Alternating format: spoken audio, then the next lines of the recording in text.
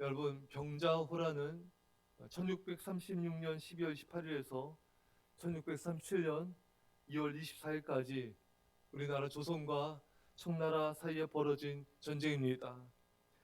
청나라의 순복제가 명나라를 공격하기 전에 배후의 안전을 확보할 목적으로 조선을 침공하였고, 인조와 조정이 남한 산성에서 항전하였으나 청의 포위로 인한 굶주림과 추위, 왕실이 피난한 강화도의 함락, 남한 산성의 포위를 풀기 위한 근황병의 작전 실패 등으로 말미암아 조선은 우리나라를 항복할 수밖에 없었습니다. 여러분, 이 병자호란은 동아시아 역사에서는 명청 교체기를 상징하는 중요한 사건이고, 조선으로서는 짧은 전쟁 기간에도 불구하고 전쟁포로 수십만 명이 백성들이 청나라로 끌려가서 그 사회적 피해가 유례없이 막심하였습니다. 참 우리나라가 이 외세의 침략에 이렇게 많은 우리 국민 백성들이 수십만 명의 포로로 끌려가고, 여러분, 오늘 본문의 이스라엘 백성들의 모습과 여러분 너무나 똑같지 않습니까? 여러분, 이스라엘 백성들도 어떤 모습을 보이고 있습니까? 오늘 본문을 보면요, 15절입니다. 시작. 그가 여호야긴을 바벨론으로 사로잡아가고 왕의 어머니와 왕의 아내들과 내시들과 나라인 예루살렘에서 바벨론으로 사로잡아가고. 아멘. 이스라엘 역시 바벨론에 의해서 왕도 사로잡혀가고 많은 백성들도 바벨론으로 포로로 끌려가게 되었습니다. 여러분, 이것은 죄의 결과이고 우상 숭배의 결과였습니다. 죄는 분열과 흩어짐을 이룹니다. 죄는 나라를 망하게 하고 백성들을 포로로 끌려가게 하는 이 비참한 결과를 가져올 것입니다. 하지만 순종은 어떻습니까? 순종은 하나님의 축복을 가져옵니다. 순종할 때 예수님 말씀하신 대로 반석에 든든히 서게 되는 안전을 이루게 됩니다. 순종할 때 우리는 승리하게 되고, 순종할 때 주의 영광을 보게 되는 것입니다. 국가만이 아니라 개인의 인생도 마찬가지죠. 아브라함이 불순종할 때는 첫 화가를 얻어 하나님의 말씀 어겼을 때 이 가정이 얼마나 어려움과 고통이 생겼습니까? 하지만 아브라함의 순종을 말미암아 하나님께서 열방을 향한 축복의 근원으로 세우셨고, 하나님께서 아브라함을 통하여서 그 자손들을 축복하여 주셨습니다. 야곱이 불순종했을 때는 그 속이는 죄, 이 불순종의 죄로 말미암아 도피 생활을 하게 되고 고생하게 되었지만, 그가 순종했을 때 하나님께서 그의 인생과 자녀들을 또 보호하여 주시고 또 축복하여 주시며 영광 가운데로 인도하여 주셨습니다. 다윗도 불순종했을 때는 그의 가정에 얼마나 많은 고통과 비극이 발생했습니까? 하지만 다윗의 순종으로 영광과 축복과 번영이 하나님께서 다윗과 그 가정과 후손에게 주어지게 된 것입니다. 사랑하는 여러분, 이 나라의 모든 비극은 불순종으로 말미암은 것입니다. 우리가 기도합시다. 주님, 이 나라가 하나님의 말씀에 순종하며 하나님을 경외한 나라가 되어서 이 나라를 주님 보호하여 주시고 이 나라를 지켜주시고 주 영광으로 임하여 주십시오. 우리 개인들도 여러분과 저도 말씀에 순종함으로 축복과 영광과 하나님이 인도하시 우리 안에 넘치기를 축원합니다. 8절입니다. 시작. 여호야긴이 왕이 될 때 나이가 18세라 예루살렘에서 석 달간 다스리니라. 아멘. 자, 여호야긴은 제위 기간이 3개월밖에 안 됐어요. 이 요시야에도 또 여호아하스도 3개월 만에 애굽으로 끌려가지 않았습니까? 그러니까 이들은 하나님을 경외하지 않고 불순종과 악을 행하자 그 영광과 축복의 기간이 짧았습니다. 하지만 여러분, 순종할 때 축복의 기간이 오래도록 이어진 것입니다.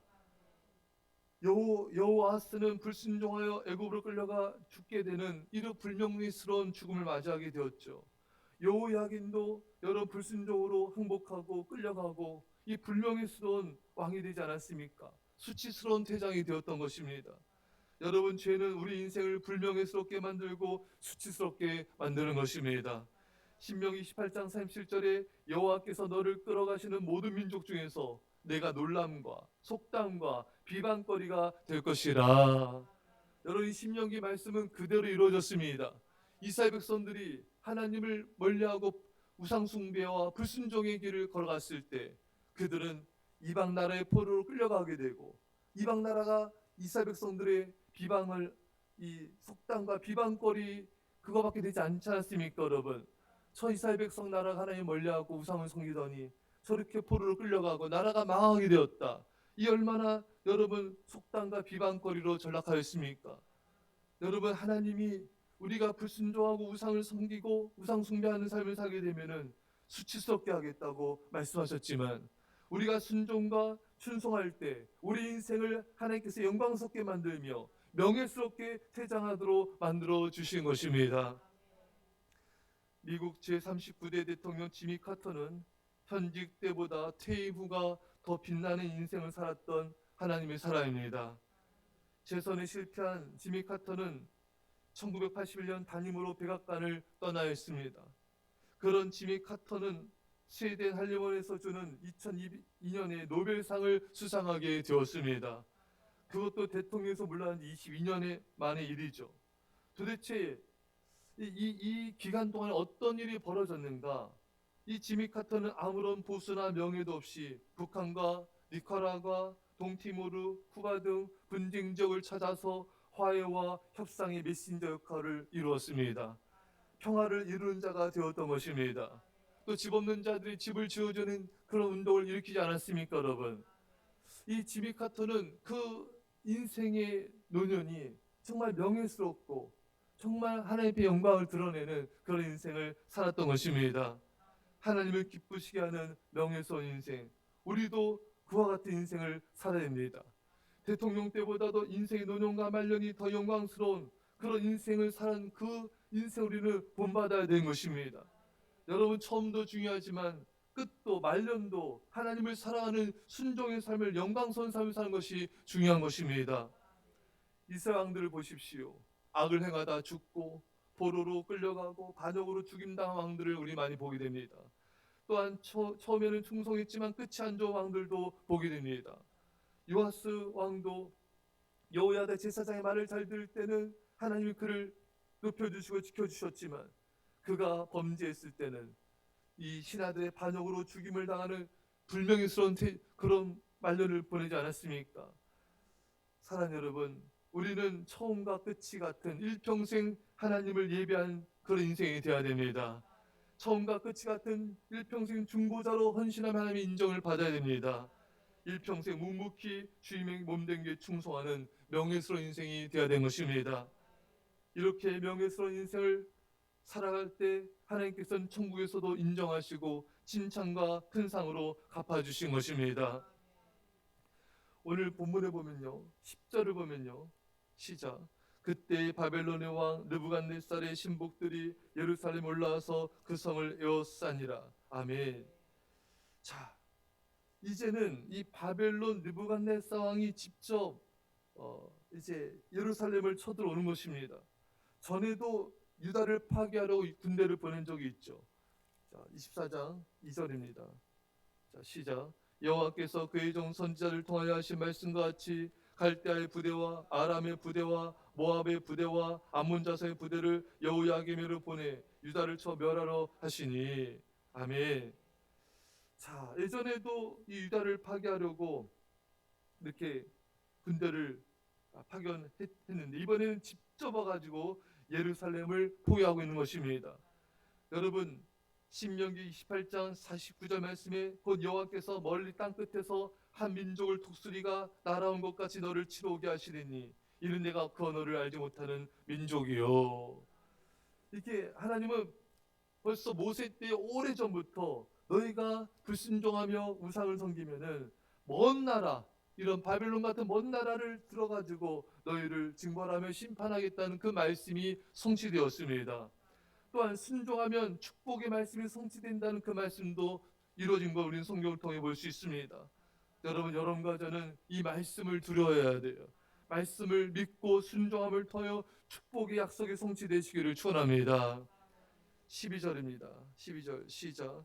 유다의 왕 여호야긴이 그의 어머니와 신복과 지도자들과 내시들과 함께 바벨론 왕에게 나아가매 왕이 잡으니 때는 바벨론의 왕 8째이라. 아멘. 자, 이들이 이들이 이제 이 바벨론 왕에게 항복하게 되고 사로잡힌 모습을 우리는 볼 수가 있습니다. 자, 이에 대해서 이 매튜엔이 성경 수학자 뭐라 말하냐면요, 여호야긴 왕이 하나님과 화해하는 삶, 또 하나님을 경외하며 히스기야 왕처럼 간절히 기도했다면은 여러분 하나님이 역사했을 거라는 거예요. 여러분 히스기야 왕이 이 아수르 군대가 쳐들어왔을 때 전심을 다해 기도했을 때 여호와의 천사가 아수르 군대 18만 5천 명을 한 달에 죽이지 않았습니까, 여러분? 이런 역사가 나타날 수 있는데 여호야긴 왕은 히스기야 왕처럼 하나님을 경외하지도 간절히 기도하지도 않았습니다. 그래서 이렇게 포로로 끌려가게 되었던 것입니다.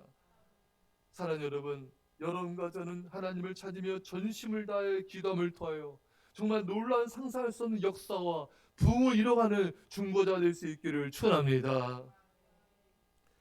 자, 13절입니다. 13절 시작. 그가 여호와의 성전의 모든 보물과 왕궁 보물을 집어내고 또 이스라엘 왕 솔로몬이 만든 것 곧 여호와의 성전의 금그릇을 다 파괴하였으니 여호와의 말씀같이 되었더라. 아멘. 이 느부갓네살 왕은 이 궁중의 모든 이 보물 또 성전의 또 이 모든 금그릇까지도 다 파괴하고 또 자기 나라로 가져가 버린 것입니다. 이것 역시 하나님의 말씀의 성취인 것입니다. 여호와의 말씀이 날이 이르리니 왕궁의 모든 것과 왕의 조상들이 오늘까지 쌓아뒀던 것이 바벨론으로 옮긴 바 되고 하나도 남지 아니할 것이요. 이 말씀이 이루어진 거예요. 또한 이들은 가져간 이 여호와의 성전의 그 금은 그릇을 가지고 벨사사 왕이 술 마시지 않았습니까, 여러분? 결과 그들은 죽임을 당했습니다.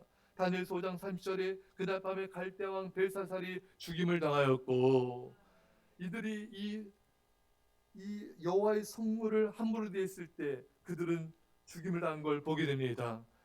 여러분과 저는 하나님의 성물을 귀하게 여기고 성전을 귀하게 섬길 수 있기를 바랍니다. 사랑하는 성도 여러분, 말씀 읽겠습니다. 오늘 이 성경 본문은 참 중요합니다.